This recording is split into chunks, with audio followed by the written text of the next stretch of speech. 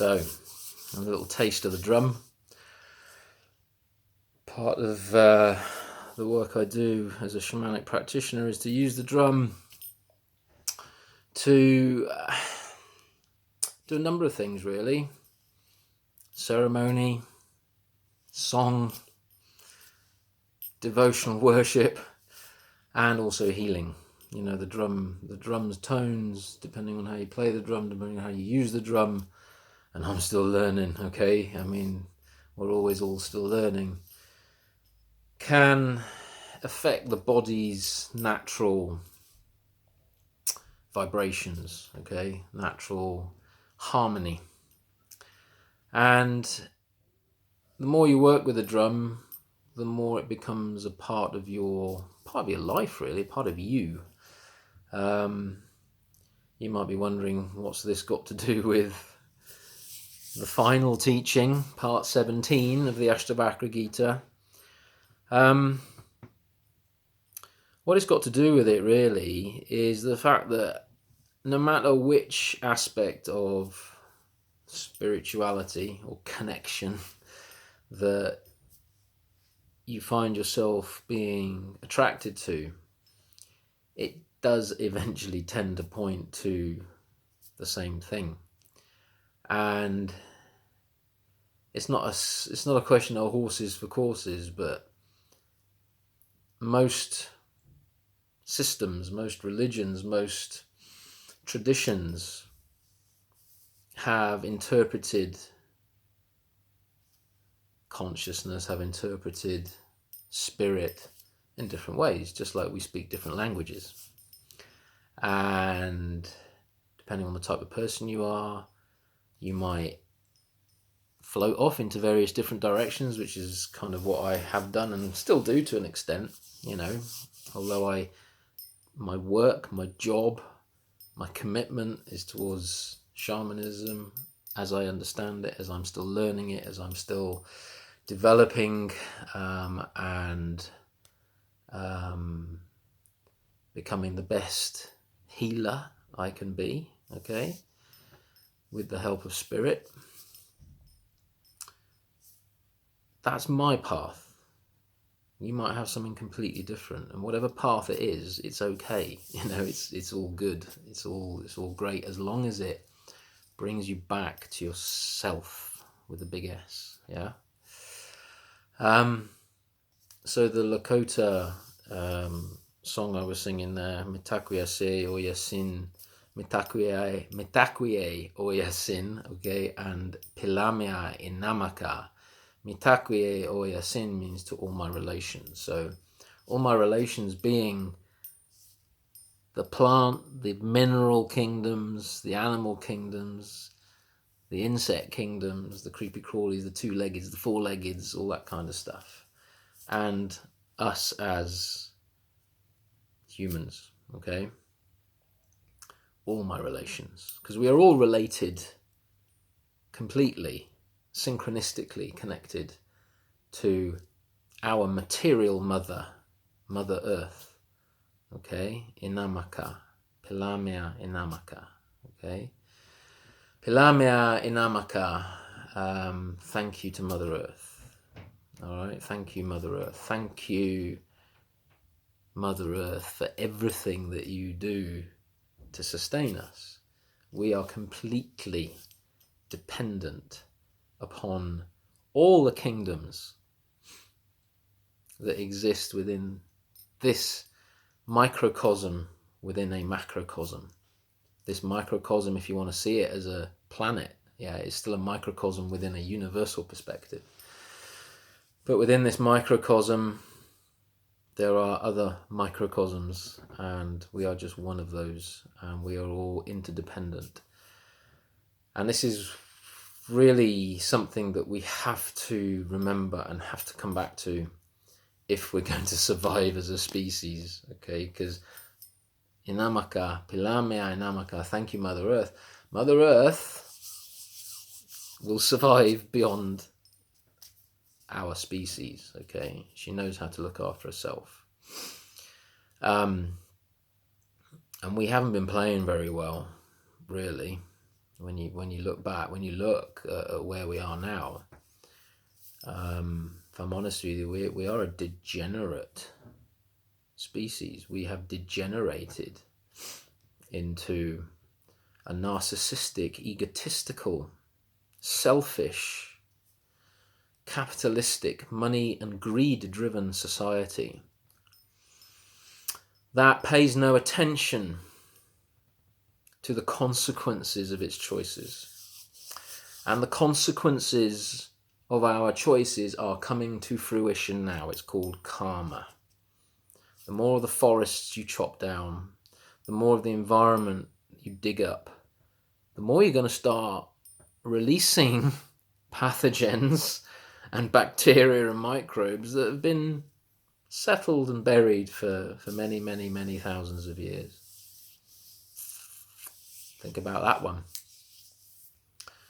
The more we destroy our natural habitat to create an artificial habitat, the less we will be able to sustain ourselves without, to some extent, a more machine-like life. And I, for one, and I make this pledge to whoever's watching this, choose not to live within a society like that. I will either lie down and ask spirit to take me, or I will find somewhere very remote to kind of see the rest of my days in, because that's not the way that I feel our God, our Creator, intended this world to turn out.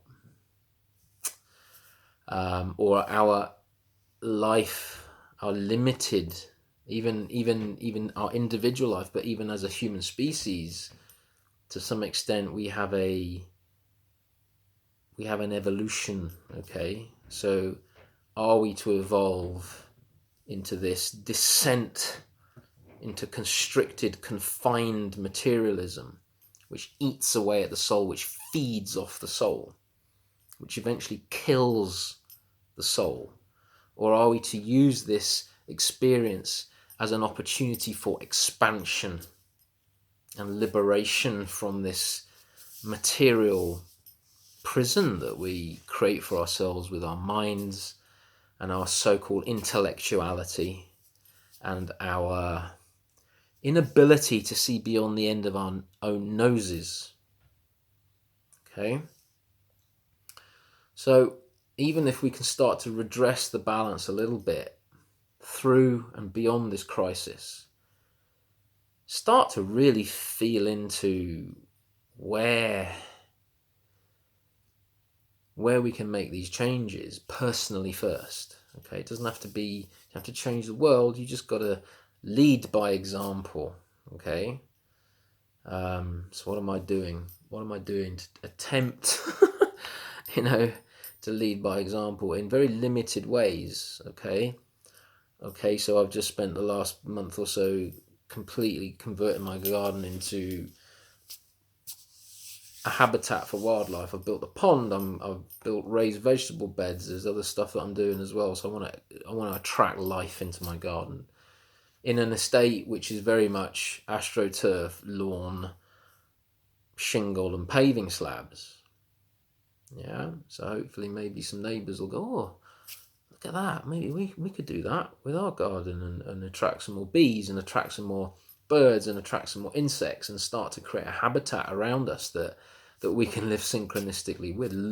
Re-educate ourselves to learn to live with the other kingdoms on this planet. Yeah. What else am I doing?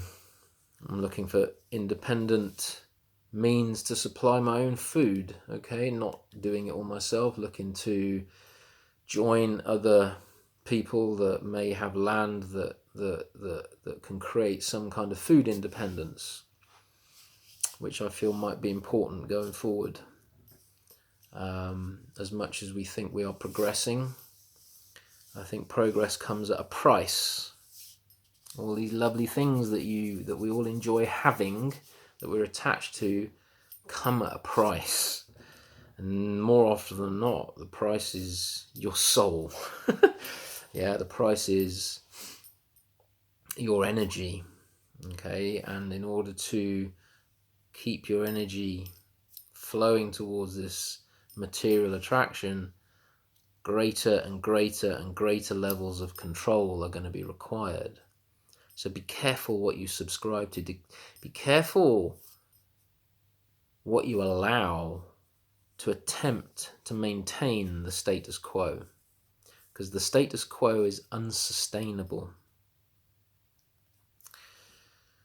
You can't expect infinite growth on a finite microcosm of a planet. We have to learn to live in synchronicity. We have to learn to live sustainably.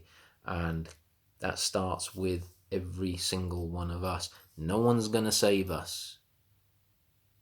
Greta, I love you, but you can't rely on governments to make the choices. You can't rely on governments and systems to save us. It starts with us making changes to our own lives bit by bit. Otherwise, we're just giving our power away. Oh, Mr. Government official, please save me. Oh, yes, I'll come and save you, but I want this off you, and I want that off you, and you're going to have to be constricted and we can do this. You know, we can take a plandemic like this, or a pandemic, or whatever you want to bloody call it, right? And we can turn it to our advantage. You can turn every challenging situation into something golden, as long as you have the confidence and the courage and the willpower. Where there's a will, there's a way, yeah? To make some changes. And it doesn't have to be all in one go. Yeah? If you can influence one person, and they influence one person, just like the virus spreads, yeah? If I get into contact with one person and he contacts 2 or 3 and she contacts 3 or 4, then the virus spreads, right? So let's be our own antivirus. You know, let's be the antivirus. Let's work the same way as the virus, which is mirroring us, because we're a virus on this planet. So let's turn that around. Let's look at how we can become an antivirus. Let's look at how we can create the same connections and the same ripples, but in a different way. Otherwise, we're fucked. Yeah? And maybe not so much in my lifetime, but my children are going to really feel it. They really are. And so we have to be, and a lot of people have said this recently, we have to be able to look our children, not just our children, but other people's children in the eye and say, this is what we did. This is what we did to start to make a difference, to start to make a change within ourselves. And it's difficult because we're really entrenched right now. We're entrenched in technology, state, school systems, systems of control, media, television, work systems that are keeping us in this state of confinement. Hell. Yeah? If you actually look at the definition of hell, Hell is a state of confinement, okay? It's a state of constriction. Smaller and smaller boxes where you cannot see, you cannot expand. You become more and more separated, more and more separate from truth. So let's get out of hell, right? Let's elevate our thinking, let's elevate our feeling, and let's elevate our consciousness to be able to understand how we function as souls in human bodies, right? Having a go in these avatars, right? And how we can play the game in a way which, blurry again, meets the needs of the many, not just the few, okay? I know I'm kind of going all a bit, whatever, Martin Luther King, Gandhi on you, but I'm feeling it right now. This whole thing is really, as much as you think you've woken up, you haven't, really. We do our bit, but the wheels keep turning and chugging, and right now we're heading down a plug hole, down into the abyss. So I'm not going to bang on about it too much. I'm going to let the drum speak for itself, okay? You had a little taster. I'm going to continue these videos. They'll be shortish, some will be a little bit longer. Just doing little snippets of maybe some teachings or whatever, just to spark some thinking, some feeling in you. Take from it what you want. All right. So I'm going to do the last teaching of the Ashtavakra Gita. So this is teaching 20, and it is titled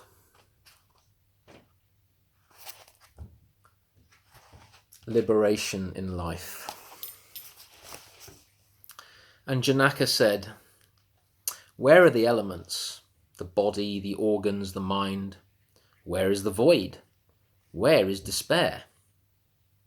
My nature is transparent clearness. Where is scripture? Where is self-knowledge? Where is no mind? Where is contentment and freedom from desire?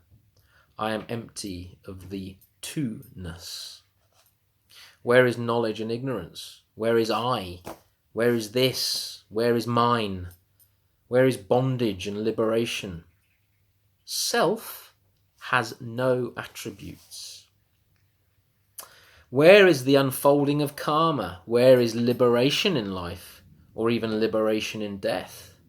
There is only one. Where is the doer or the enjoyer? Where is the origin or end of thought? Where is direct or reflected knowledge? There is no person here. Where is the world? Where is the seeker of liberation? Where is the contemplative? Where is the man of knowledge? Where is the soul in bondage? Where is the liberated soul? My nature is unity. Where are creation and destruction? Where is the end and the means? Where is the seeker?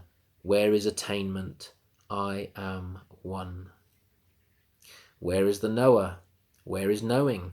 Where is the known or knowledge itself? Where is anything? Where is nothing? I am pure awareness. Where is distraction, concentration, knowledge, or delusion? Where is joy or sorrow? I am stillness. Where is the relative? Where is the transcendent? Where is happiness or misery?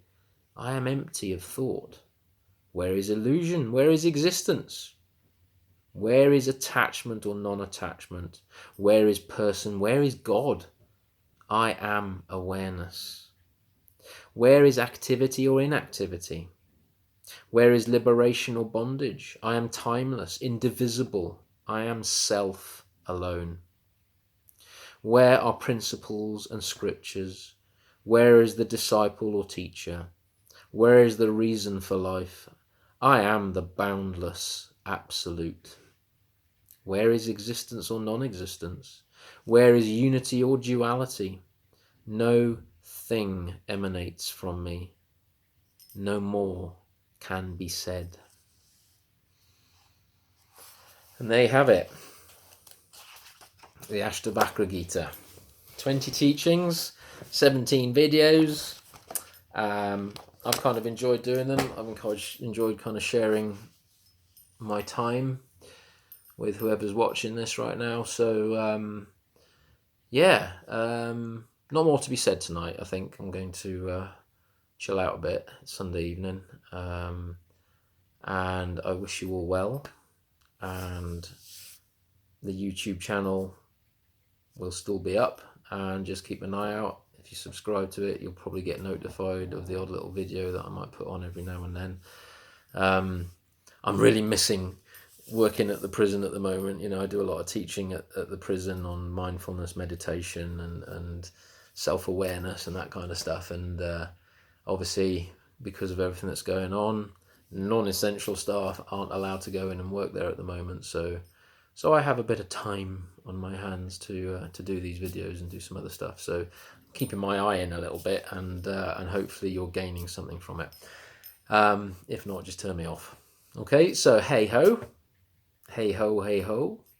I will see you next time.